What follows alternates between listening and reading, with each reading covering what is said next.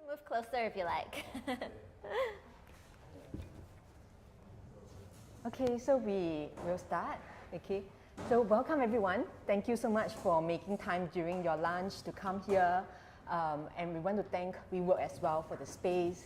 So we have a limited capacity of 20 people. So as you can see, it's a very intimate crowd. But for those of you who are watching us online, feel free to drop a question into Slido. So we have already added the Slido code on the comment section. So do enter, all your questions there. So today, so I'm Elise. I'm a co-founder of Mentor for Hope, Makan for Hope, and I'm also here with Andrew Tan. He's my co-founder as well. He's in the background right now.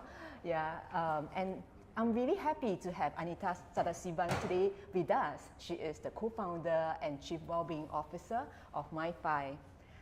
So today, she's going to walk us through her own experience being a founder, not just once, but two times, going through her journey, as well as sharing how can she cope with stress and also stay in the state of well-being, right? Yeah, so say hi. Hi everybody, thank you so much for joining today's session. I really appreciate you guys taking time out of your day to join us. I hope that any insights I have or any part of my experience might be helpful for you. Like Elise mentioned, I'm a two-time founder and I'm also a mental health professional. So yeah, a lot of experience living with the stresses of being a founder and also having a background in mental health to try and help myself cope with it.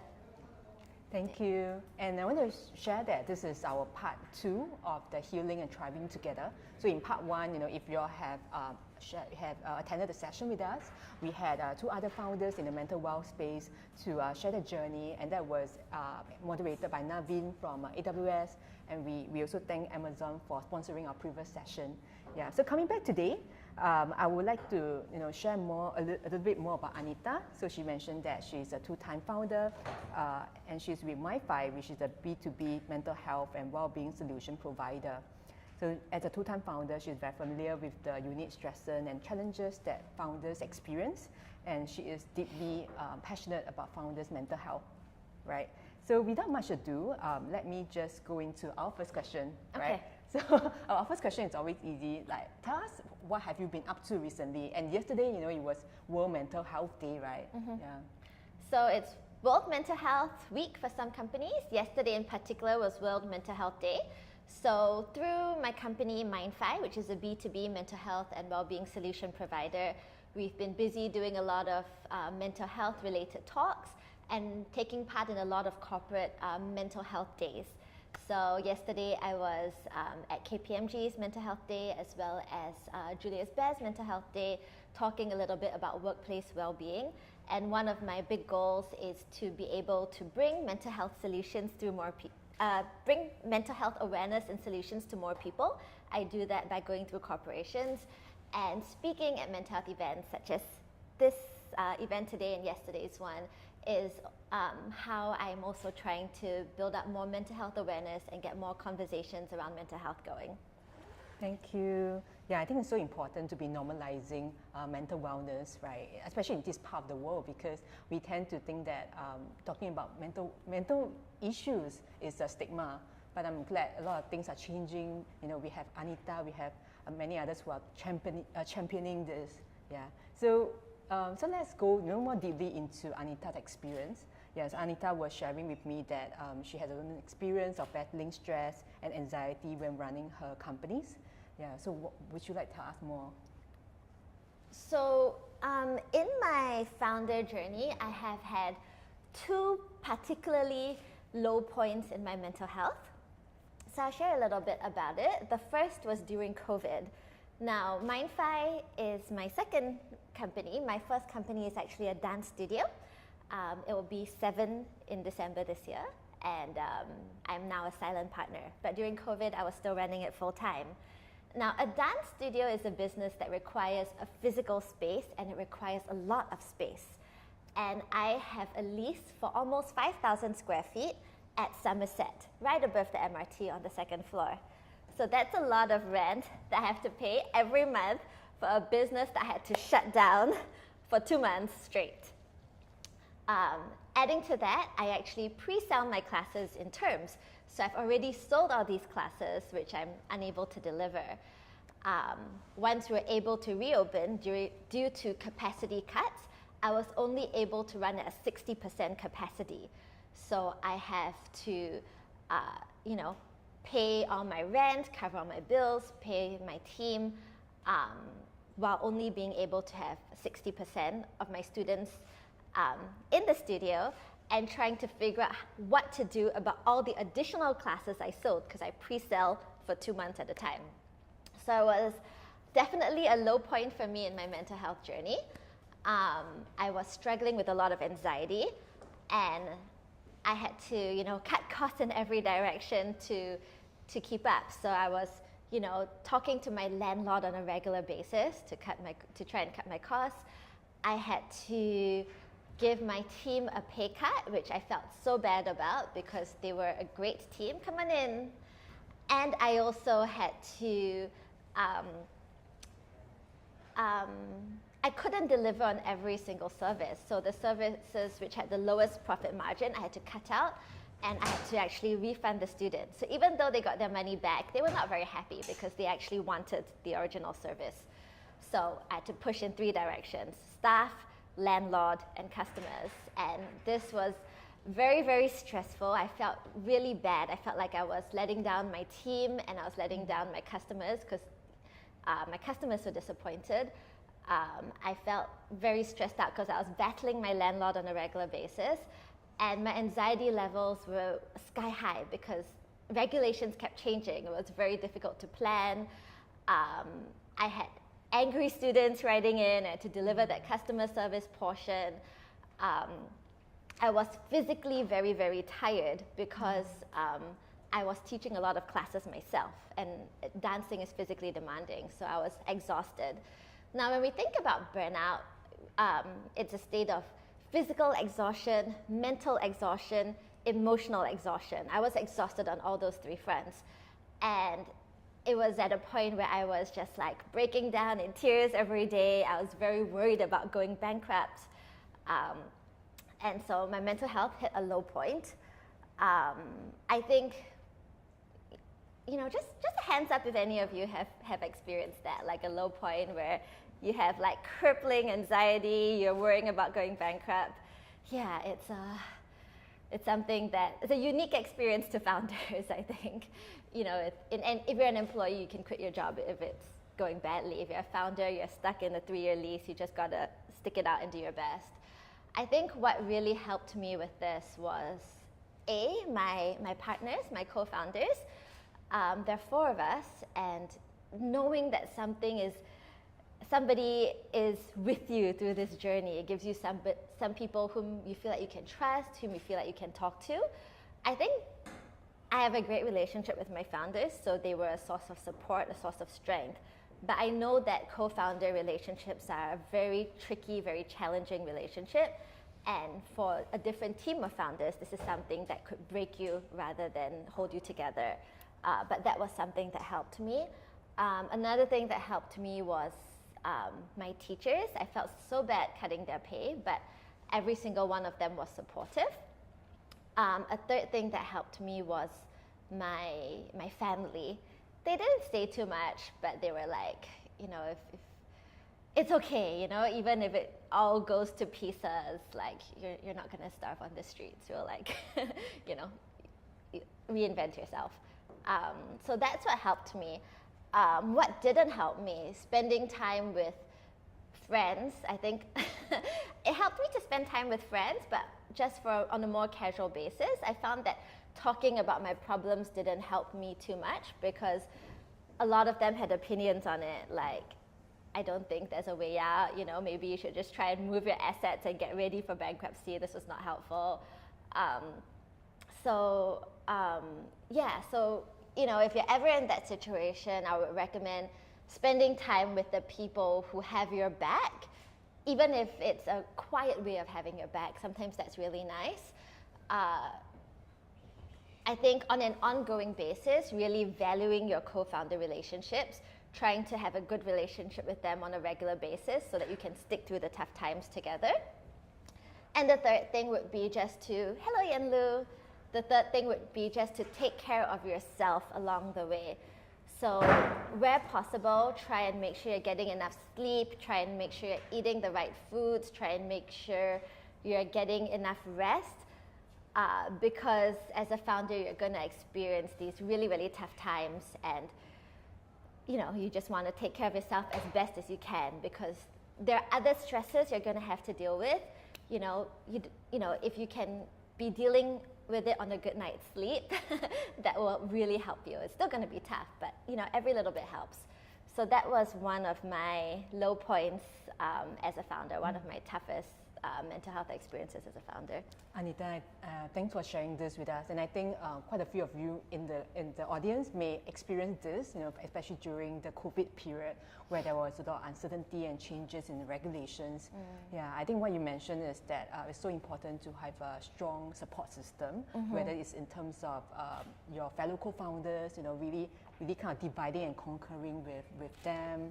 And then you also mentioned about really taking care of yourself and so on. I think that is really helpful. Can you also share with me like what are maybe the physical signs of feeling burnout? So you mentioned you feel a lot of anxiety. So what else? Some of my friends mentioned about hair falling out. Yeah, it's a very common thing actually. Yeah. Yeah, there are a lot of physical signs. So we'll talk a little bit about anxiety and depression. I think they're two common things that founders might experience. In fact, if you look at studies, we're like at least twice as likely to experience it than the regular person. So it's scary statistics for us, but we push through. You might find that you are having trouble sleeping, or you might find that you are sleeping a lot and you're just tired all the time. So if you're having trouble falling asleep, staying asleep, that's probably because you have a lot of anxiety. If you find that you're sleeping a lot but you don't feel energized, you're probably experiencing more depression.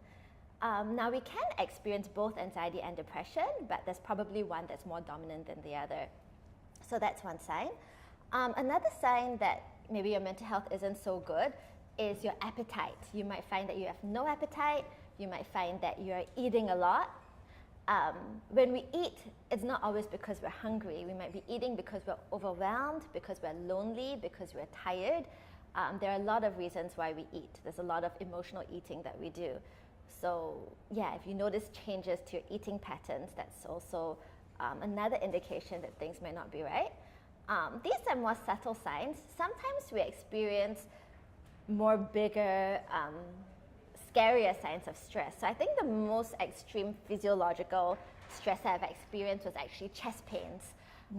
There was an incident where I was so stressed out. I think I've been very, very tense the whole day. And I started to get very, I think my chest muscles were too tight. And then I started to get sharp chest pains when I moved. And, actually for a moment I was wondering, oh my God, am I going to have a heart attack? Because it was very sharp and shooting every time I tried to move. So I kind of went to bed early that day. Luckily it was a Friday and kind of like rested on the weekend. And that was kind of a warning sign to me that I need to chill out a little bit. So when our stress levels are too high, we can experience like chest pains, our sleep is affected. We might also have problems with our bowel. People might have like stress diarrhea, or they might have their stomachs might not feel very good, because when we are in a stress state, our gut actually slows down, our gut's inactive. It's just part of the sympathetic nervous system, it's all connected. So if you might also have stomach issues when you're experiencing high levels of stress. These are the signs you can look out for. Other signs would be, so mood-based signs. You might be worried, you might be fearful, you might be depressed, you might be angry, irritable. Behavioral signs would be, are you avoiding social interactions? Do you feel like you don't have the energy or the interest in doing the things you usually like to do? So for example, I love dancing, and if I just don't have the mood for it, I'm just tired, I don't want to do it, it's kind of an indication that, hey, maybe something's a little bit off with me, I need to kind of step back a little bit if we don't if we aren't interested in the things that usually bring us joy. And then the third area would be the physical signs, like your sleep, your diet, if you notice a change there.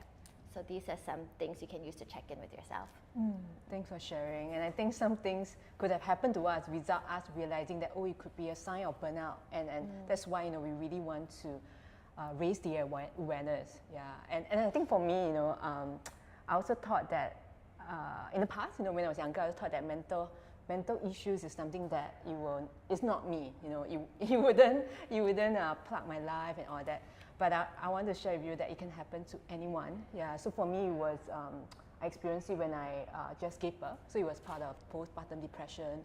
But it didn't have to be tied to a huge life event. It could just happen. It can just build up. So I really urge that do get yourself acquainted with this space. And then that brings us also to maybe the question around what could help, in terms of after you identify the signs, what can you do to manage the condition and go back to the state of mental wellness. Yeah. And for this, I want to actually highlight to everybody that we have this Q&A on slido.com. The hashtag is 3883272. Ting Feng, do you put up online? So if you're online, then you can also put in the question as well on the app. Yeah, so we're happy to address this question throughout the event. So don't worry about interrupting the event. Yeah, because we want it to be interactive and we want to know what you're thinking. Yeah, so let me pass the time back to Anita, sharing about how can you overcome all this. Yeah. Okay. I just want to share that if you're in the room and you have questions, feel free to also go to slido.com and enter the code, and I'll be happy to answer them as best as I can.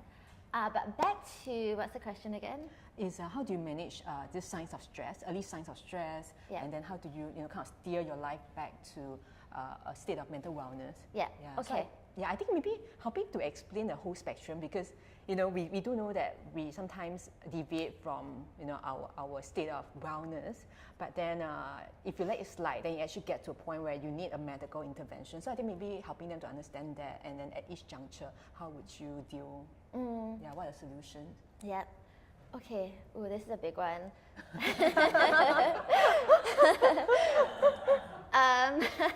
All right. I think the first thing is try to make space and time for yourself. It can be very difficult because as founders, we're usually very passionate about whatever it is that we're doing. So it's hard to sometimes draw that boundary between work and our personal passion projects, because there's usually an overlap.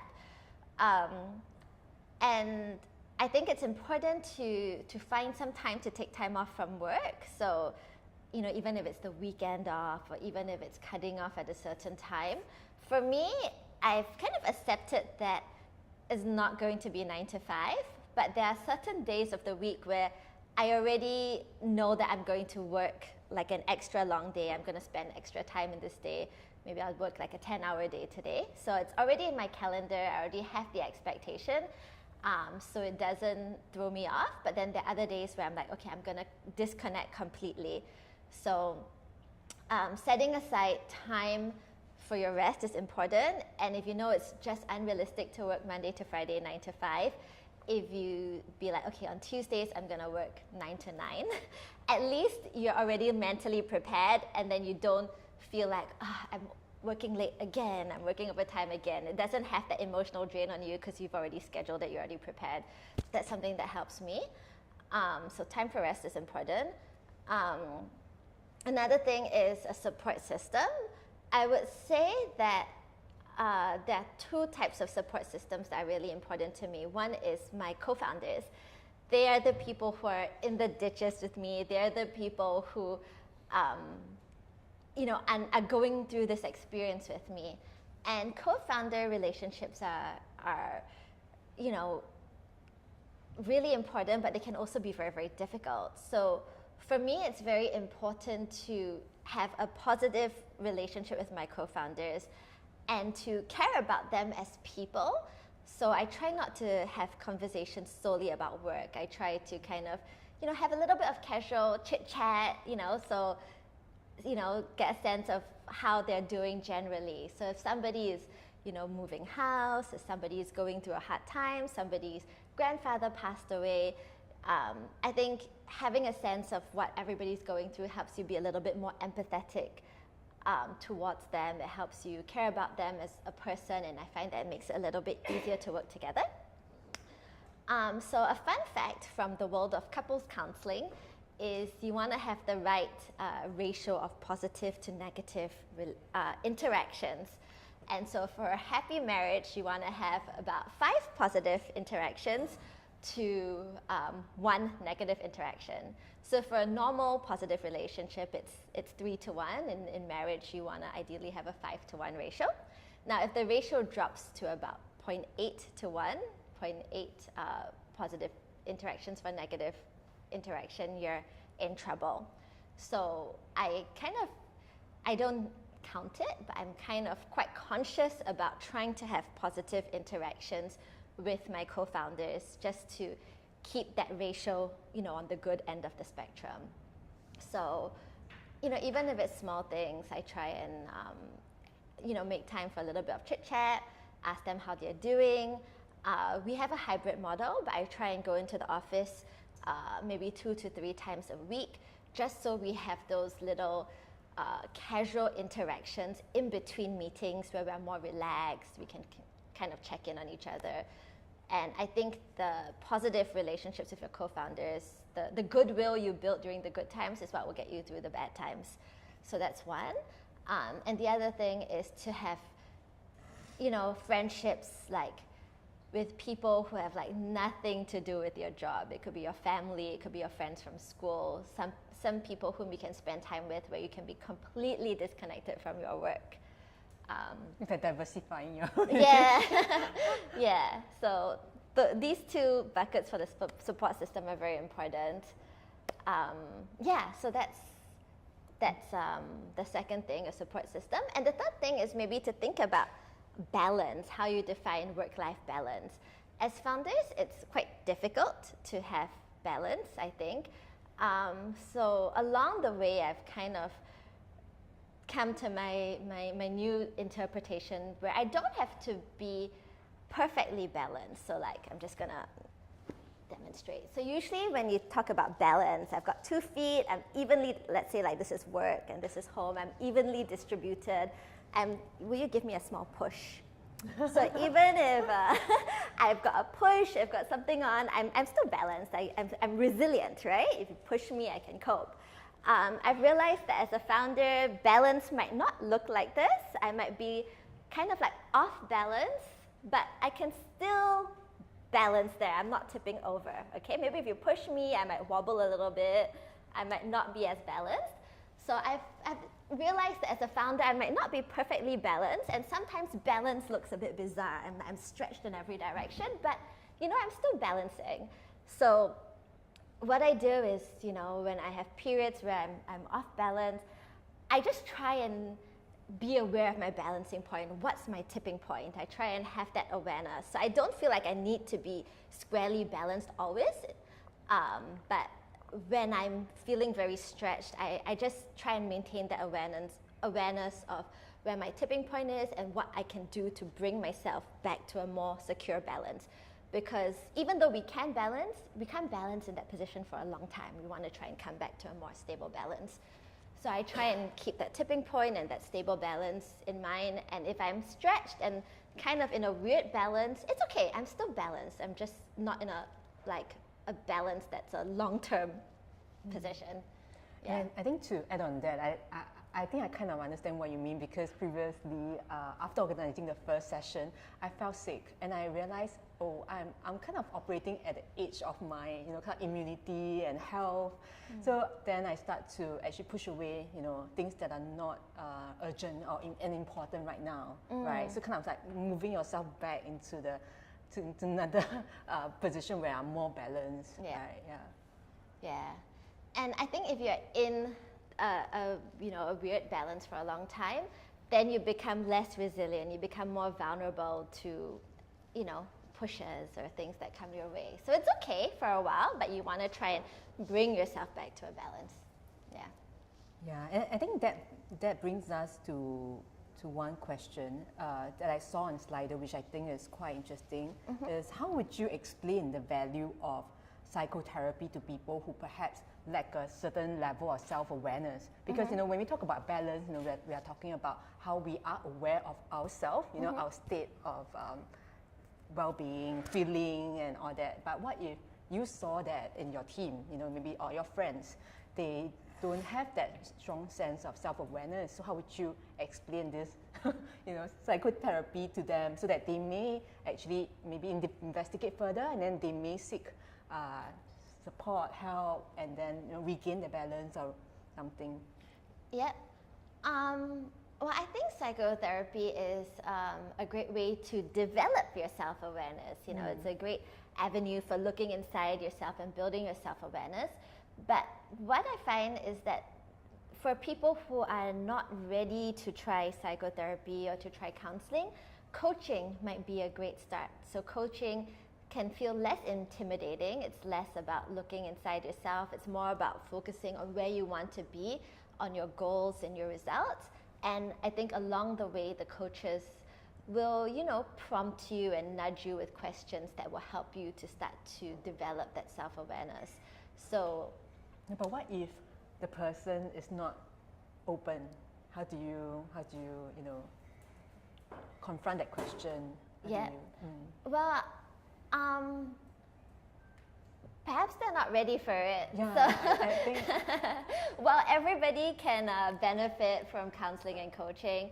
You also have to have your own buy-in for it to be effective. And it's okay if people are not ready for it. What we want to do is, put it out there that, hey, there is something there that's available for you if you wish to try it out. And this is what it is and how it can be helpful, so that people evolve, they go through ups and downs, so that if they are ever in a position where they feel like, hey, I actually want to explore some of my issues with somebody, or hey, I want to achieve these goals, I don't really know how, but maybe a coach can help me get there, they know that it's already there and it doesn't seem like such a new and foreign concept. Yeah. I think what I realize is you can't, even if you have the well intention for your friends or family, you want them to go and try out, some therapy, but the thing is you cannot force them, right? And they will go there and it will not benefit if they are not willing to change. So I mean, for me, I find it useful just by sharing my own journey, helping them to get acquainted, like more awareness, acquainted with what is potential solution, and maybe one day they will come, to be comfortable with it. Yeah. So with that, I also want to ask a related question is, most of you here are running startups, and obviously there are limited resources. So how can they cater for the team's mental wellness? Good question. How can you cater for your team's mental wellness with limited resources? So we are trying to be able to help as many people as possible in ways that are as resource efficient as possible. So I think two strategies. One is self-care resources. If you give people their own self-care resources, it can help them take better care of their mental health. So we've designed the MindFi app to be a self-care resource. So there's an AI that helps you navigate and find the tools that you need, whether it's video content or mindfulness practices or journaling. So self-care resources are one. The other thing is group, we call it group care. It's a mixture of different things. It could be like group support circles, it could be team coaching. So that's a more targeted approach. So you can look at your organization and see other groups of people who are more vulnerable. So perhaps mothers of young children who are trying to, balance startup life and caretaking.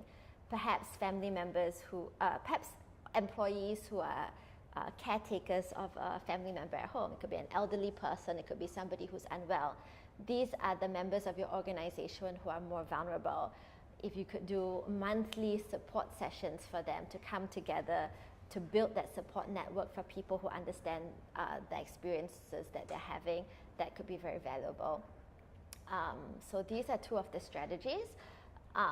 And then if there are employees who really could use one-on-one counseling, maybe if they really need that extra support, perhaps a full package for everybody could be, if you have the budget for it, it's great. If you don't have a budget for it, perhaps having an employee resource page for places with free counseling or subsidized counseling, and there could also be a budget so they can go for a certain number of sessions and then get it claimed for the company.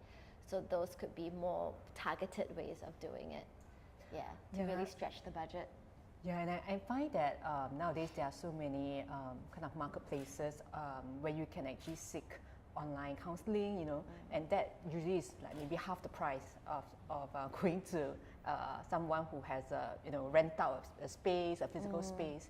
Yeah, does MindFi provide that, access to a group of therapies? Yes, so we have a network of about 150 psychologists, counselors, and coaches, and we have some in-house as well. So our users can actually book sessions with our panel, and our employees as well, they also have access to book sessions with our network as well. Yeah, and I also want to ask a related question, which is actually from me. Do you think, you mentioned about looking out for people in your company, right, who may be going through certain life changes and therefore are more vulnerable. So my question is it the HR's role, to be looking out for these people, like whose role it is to look out for employees? Maybe there's no right answer, but we just want to hear from you what you think. Great question. I would say two parts. I would say ideally it should be everybody in the company looking out for each other. And one of the common trainings that we do for our corporate clients is to run a mental health first aid training. So it's just an hour-long session to get people to understand the signs that somebody might not be doing well, and how to approach them and how to have a conversation with them. So ideally, everybody in the organization is looking out for each other and they're equipped with basic skills. But you also want to have your managers, and I think in a small startup, it would be kind of the management team, the co-founders, who are a little bit more proactive about looking out for their team. HR is often not the best person because they don't work closely with everybody, So for MindFi, we're about 27 people. My HR lady is not going to be that person who has that hands-on contact with them every day. So managers, I feel, have some responsibility, at least in my organization. They have some responsibility for keeping an eye on their team. And then the entire company is equipped with the basic mental health first aid skills, so that, if they would like to, if they want to step up, they're all equipped to look out for each other. Thanks for sharing that. Yeah, and I'm sure some of your companies may have just off-site activities, events where all of you engage in the physical activities together, just having fun, not doing work together. Actually, all this, it helps, right? Not just in terms of team bonding, but really having that outlet to release stress and all that. Yeah. So I think maybe also the way we think about physical wellness of our employees is not just something that is isolated as a concept, right? It should be, I think people should be thinking about, motivation, in together with the motivation of employees and other important things in terms of employees' overall wellness. Yeah. So anyway, besides the employee part, there's a question on how do you manage co-founder conflict? And what do you do when there is when empathy and caring for your co-founders is not enough to actually smoothen, the challenges, the conflicts? This is a really hard one, and because I'm a mental health professional, a lot of my founder friends will come and talk to me if they're having problems with their co-founders. So there was 1 week where I had like 5 different friends like reach out to me to like talk to me about this. And it's because, you know, we're kind of like going into a recession. You know, I think a lot of startups are feeling a hit. And so when times are tough, that's when your co-founder relationship will either feel strained or you'll come together. And so this is a really hard one. Let's see. So I talked about the 5-to-1 ratio. Try and, you know, care about your co-founder. Another thing would be to understand your co-founder's attachment style and also communication style. So some of us are more anxious, some of us are more avoidant, meaning that if there is a stressor that comes in, perhaps I'm the anxious one. So I will lean into Elise closer and closer and like tell her about my stress because I want to hear her input. Now, if Elise is also anxious like me, she will lean in and then we can have a conversation and both be stressed about it together and hopefully feel good at the end of it. But let's say Elise is avoidant. When I come in, she feels, yes, exactly. She feels stressed out and she pulls away. This is when we start to have a lot of problems. If one person is anxious and the other person is avoidant, because the more the avoidant person leans away, the more anxious the anxious person gets. They don't get soothed. They feel like this person is not cooperating with me. We're not working together, and I'm going to try and lean in even more to reach you, but it doesn't work. Now, the avoidant person, they feel like, oh my God, they're so stressed. I can't cope. I'm overwhelmed. And then they go further and further and further away, and communication gets strained. Now, if you have 2 avoidant people, they lean in opposite directions. There's tension, I don't want to talk about it. If I ignore it, maybe it'll go away. And then you have 2 people moving away from each other. This will have a bit less conflict, but nothing gets resolved. So it helps if you are aware of what your style is and you're aware of what your co-founder's style is, and you try and work with both your styles. So I'm a little bit avoidant in like a co-founder relationship. If my co-founder is stressed, I get very stressed and I tend to lean back. One of my co-founders is anxious, and so we're both aware of this. So because of that, I try and consciously lean in, and my co-founder knows that if he is very agitated and stressed, I get stressed out. I was like, you know, when you're stressed, I'm stressed. So he kind of like is conscious about not displaying too much stress because he knows that that helps me to lean back in. And it's difficult because, you know, we have to work with our natures, right? And we have to try and do things that are difficult for us. It's harder for me to lean in. It's harder for him to hold back. But that awareness of your own nature, your other nature, and that we're both trying and that we're on the same team is something that can help to make it work. And I think especially in the early stages, it's harder. In the early stages, you are adjusting to each other's styles. You're trying to find some sort of synergy to work together. The early stages and your first few setbacks that you have to overcome as a team. These are the hardest times, but I think once you go through a few challenging periods together, you start to find a way to work together harmoniously. I think this is such a useful concept to know, you know, the style of attachment. And this doesn't just apply to co-founder relationship, it also applies to, you know, marital, like, relationship as well. And with your child, your parents. And I actually was just thinking when you're sharing, you know, this is kind of managing the conflict when it arises. What are some of the preventive methods? So, you know, I'm aware sometimes there should be maybe a day in a week or every 2 weeks for you to trash things out, right? So that you can actually, just release the stress and let people know about where you're coming from, what you're stuck with. What other ways of, you know, kind of preventing that in co-founder relationship? What we do at MindFi is I do a one-on-one with all my co-founders every single week, just so we can talk about what's happening. And when you check in on a regular basis and talk about things as they come up, it doesn't build up.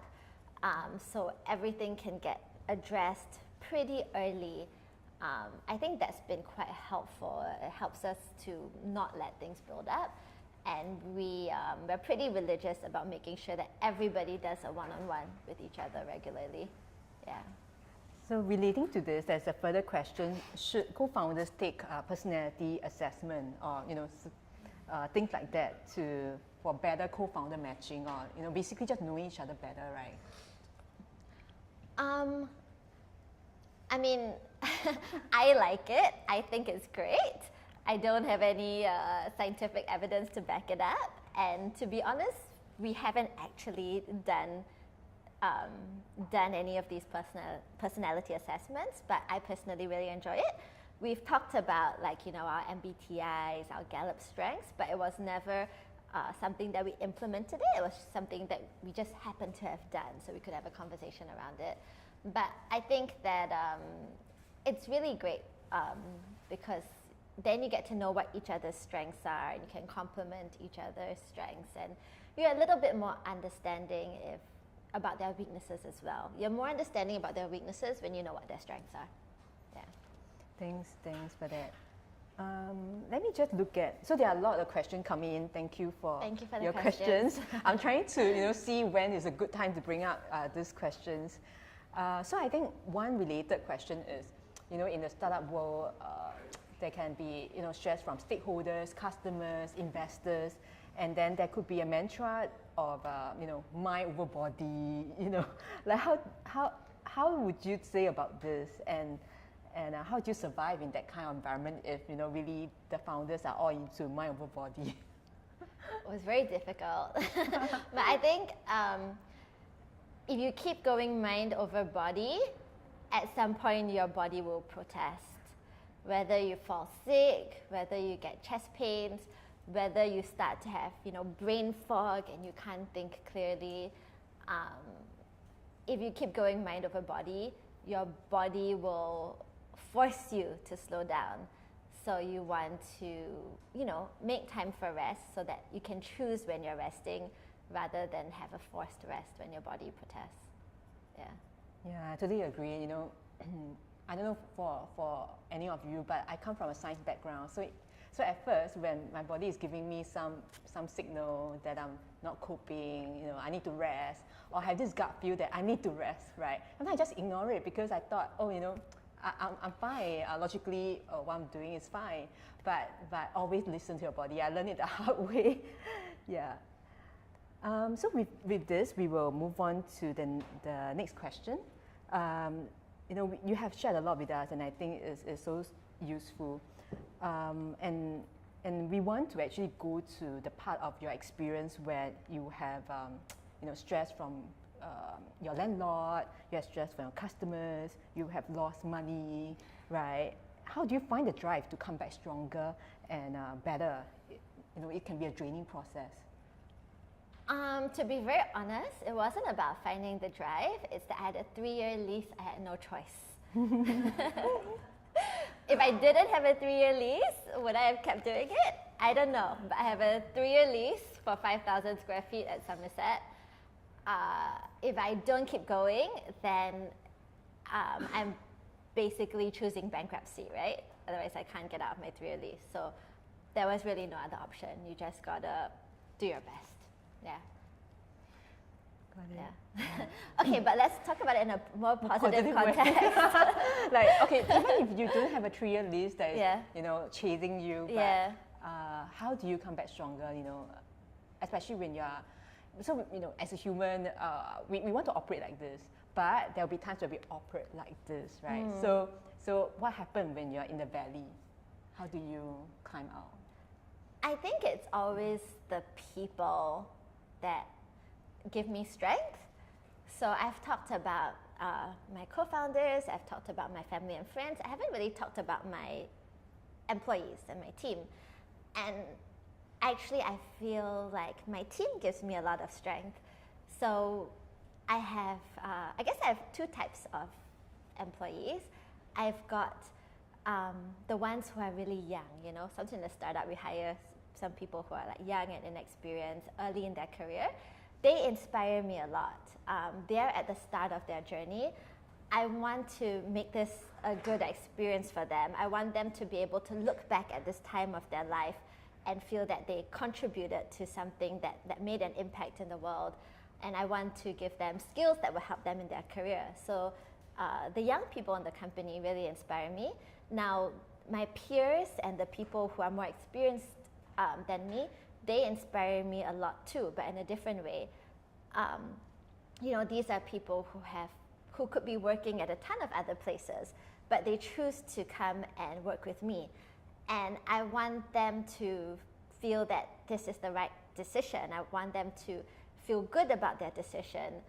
I want them to, you know, these are really great hires. I want to harness their skills and experience as best as I can. And I want them to feel good about making this decision to join the company. So I feel very much inspired by the team. Another thing that inspires me is that, you know, we are building businesses, and I think it's something very powerful because we are creating jobs for people. A lot of people make their livelihood through our companies. There are a lot of people whom we are feeding, you know, we're feeding all these people and their families. There are a lot of people who are learning and growing through the experience of being in this company. So, you know, I'm feeling a lot of, while you're sharing with me, I feel a lot of this strong sense of responsibility, right? Yeah, and this is very evident. Yeah. And I also want to then ask you a question, because you feel so responsible for not just your own outcome, but also your team's outcomes, right? Their families, knowing that their family are relying on them, and also you are kind of feeling that, their future is linked to what they are doing right now and all this, right? Yeah. So I guess that adds also stress, right, for a founder compared to another founder who is less caring, in that sense. So how do you then, you know, kind of internally push back on this when you feel that there's too much on your shoulders, you know, really caring for everyone in the company in addition to yourself? Then you have to like take some time to care for yourself. You know, take yourself out for a nice dinner, give yourself the evening off, do the things that bring you joy. Yeah, because I think as a founder, you're looking out for so many people, and you don't really have somebody there to tell you, well done, you're doing a good job, you know? You only have your own voice in your head, which is a little bit critical. You don't get a lot of positive feedback. So, you know, try and give yourself some compliments every day. Take a moment to appreciate and acknowledge the impact that you're creating, the good stuff that you're doing, even if they're small things, you know, just take a moment to celebrate your small wins. Yeah, as founders, it's so important because we don't have that external validation. We don't have the boss to say, okay, you did this well. And because our heads are always thinking about what else we can be doing. So our list of things we could be doing is often a lot longer than our list of things we actually are doing. Yeah, thank you so much. You know, I'll be asking you the last question. Okay. But before that, I just want to kind of round up. I think what you have shared with us, you know, is a lot of self-awareness and self-love is so important, because self-awareness meaning that you know exactly what makes you tick, you know what's your attachment style, you know, when you should detach yourself from a situation and then be able to kind of bring yourself back to 100%. Yeah, I think the self part is so important. And if any of us, you know, we don't know like what makes us happy or what are the triggers for us, I think it's good to really take time and think about it and understand that for yourself. Right, and then self-love, you mentioned, you know, always take time for yourself because you're recognizing that we are running a physical body, and our physical body will give signals when it needs rest, when it needs nourishment, whether it's psychologically or, you know, basically just food. And you mentioned about having preventive measures like with the co-founders, with your team, to have one-on-one check-in, to be able to trash out issues as they come and not bottle them up, because it could it could really be explosive, right, when it finally get released. Yeah, so I think you have shared a lot with us, and obviously the audience is also curious, about how was MindFi founded, right, and also what are the function that it serve for the customers. So my CEO Bjorn founded MindFi as a solo founder, and it was a mindfulness app in the B2C space. Along the way, he pivoted, and so now we're a B2B mental health and well-being solution provider. So our app is just a small part of it. We do a lot of masterclasses, we run well-being champions programs within companies, we run a lot of one-on-one counseling and coaching as part of a full suite of mental health and well-being solutions for mostly enterprise clients. So when I joined Bjorn, my role was to take MindFi from a mindfulness solution to a full suite of mental health solutions. So what we do is we do talks, we do one-on-one counseling and coaching, and we also are able to give you analytics on your organization's well-being.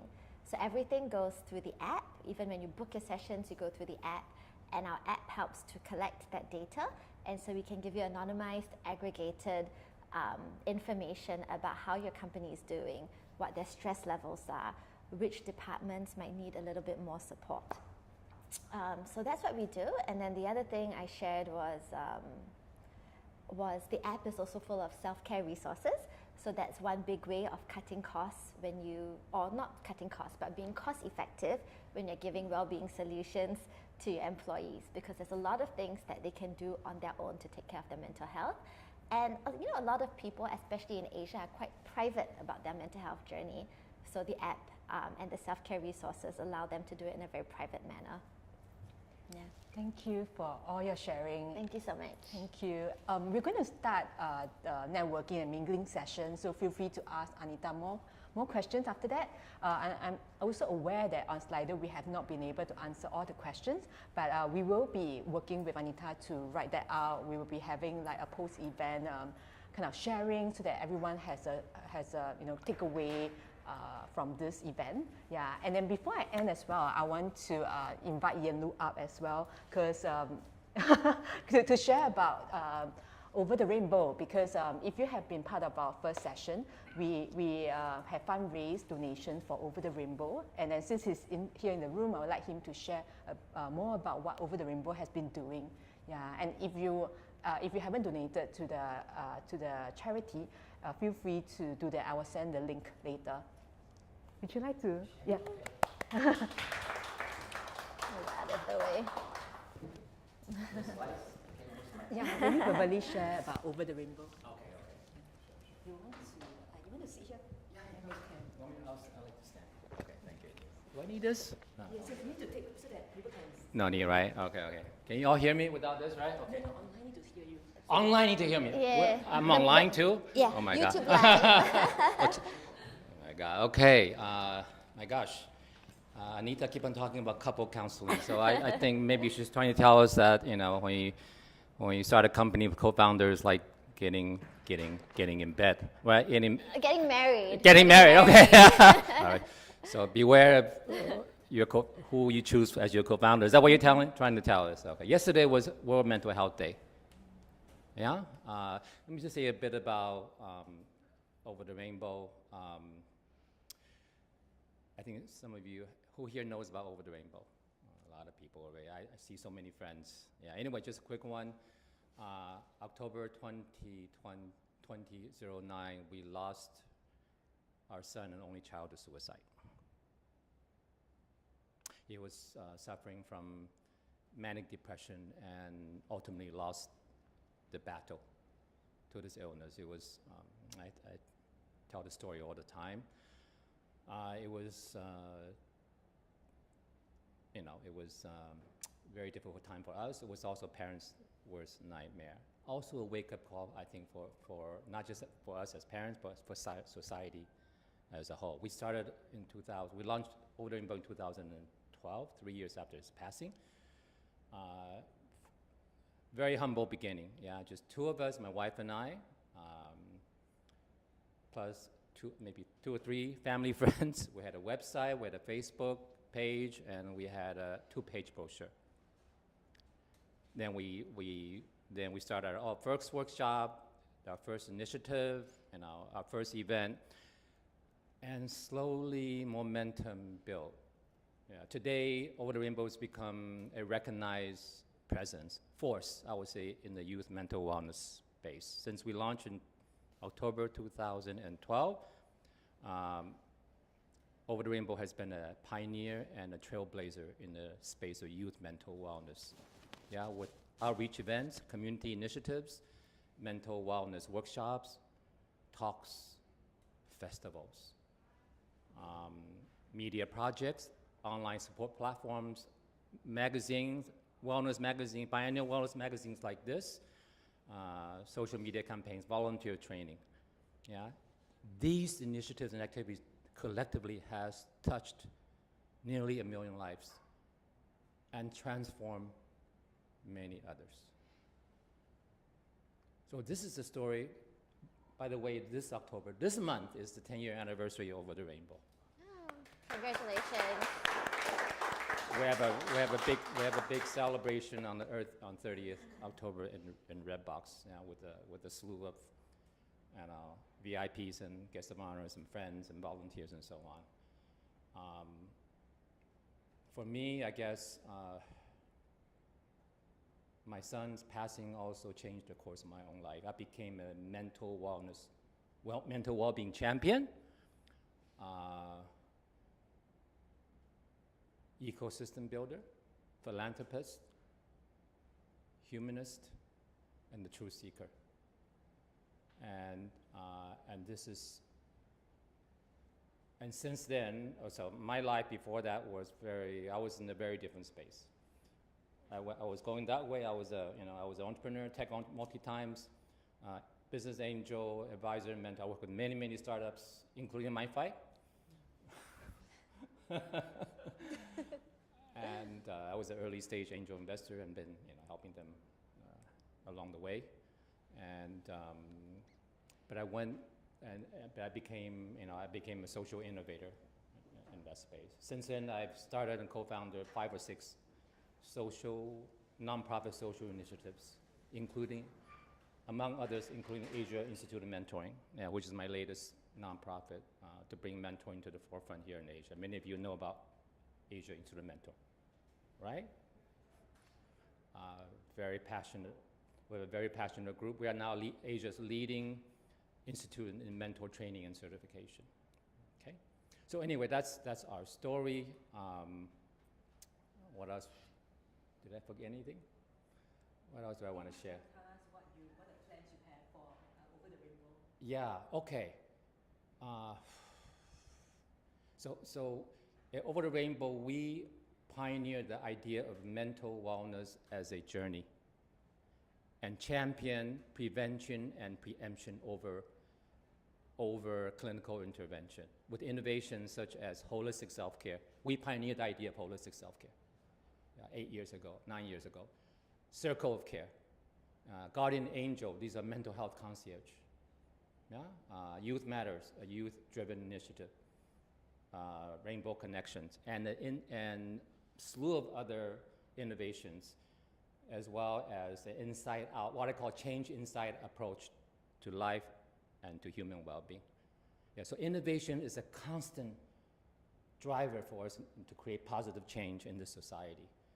Yeah, so we are launching, actually, later this month, we're launching a slew of new initiatives, which I won't announce here. But we are launching 3 new initiatives. So one of the things we wanted to, having been around for 10 years, we are like, we're no longer the baby. There are many babies now in this space, lots. Every week we see some new ground-up initiatives around mental health, especially youth mental health. We're like the big brother now. Yeah, we're like the big brother and big sister. So we have to take more responsibility. Yeah, so we want to take up the mantle of being the bigger brother in the space, and so we want to do a bit more. We want to connect the dots more in the space, So we want to connect to other services in the working with IMH to connect some of our services. We're launching actually a well-being champion program that similar but also different, where we you can go to our website overwhelming.sg, where we basically we believe that well-being needs to begin with each other. Each of us need to take ownership. The moment we take ownership, this is when the journey begins, right? So holistic self-care, very important. Number two, community care. Yeah, so we have, peers, you talk about peers, co-founders, families, colleagues are very important. So it's about a lot of the self-awareness, but self-care so that we are what we call getting our insight right first, the heart and the mind, each of us. Yeah, and then this light, creating the inner light. Yeah, the light can now spread right from the core, what's inside of it, to the shell, to the outside. Yeah, so this is the well-being champion through empathy is very important. We're not counselors. Not some of us are psychologists, but each of us can play a part. Right? Yeah, have more empathy and more compassion. These are all fundamental human qualities. Have a good listening, be able to want to listen, be willing to listen to someone else. Right? Not doing this when somebody approaches you with her, but to lean in, to listen, right? To empathize. And this is one of our fundamentals. So we have an online platform called OTR Listens, otrlistens.net, where we have, which was launched almost 2 years ago, year and a half, 2 years ago, in the depth of the pandemic. This is an online platform, real-time text-based chat. Yeah, provisioned by trained volunteers behind. What they do is, all they do is they provide empathic listening and communication to empathize, allow you to air out your stress, your concerns, your challenges, empathize with you. And when you're able to lower someone else's stress level and emotion, they can now better than to go on with their life. So this is the approach of OTR Listens. So empathy is fundamental to what we do. So we have a bunch of services like that. Wellbeing Champion we're going to launch. We're going to connect the dots a bit more, and there are a few other things. In fact, we're going to launch our own counseling service for young people, for teenagers, partnering with another partner. We're not counselors ourselves. We want to partner because this is the under-addressed space. Also make it very affordable. So we're going to subsidize some of the services. This is going to be launched later this month. Anyway, so a bunch of stuff happening. Very excited to be here. And so happy to see Anita. I haven't seen her for a while. I thought you were going to say that when you have founders conference, call Yen Lu. That's also an option. Yeah, so that's one of the roles I play, to try to be a mentor and in some ways also coach to startups. Yeah, thank you very much. And I want to thank you, Elise and Andrew, always championing the cause of startup and founders, right? And mental health now. So I want to thank you for your support, and I think together we're stronger, isn't it? Yeah. Thank you very much. You can get in touch with me. I'm on LinkedIn. I'm on Facebook. Always happy to connect. And grab a copy of the magazine. That's our biannual publication as well. One of our touch points to the community. So we'll do a whole bunch of stuff. So yeah, we want to create the circle of care, right? That's the ecosystem. Thank you very much.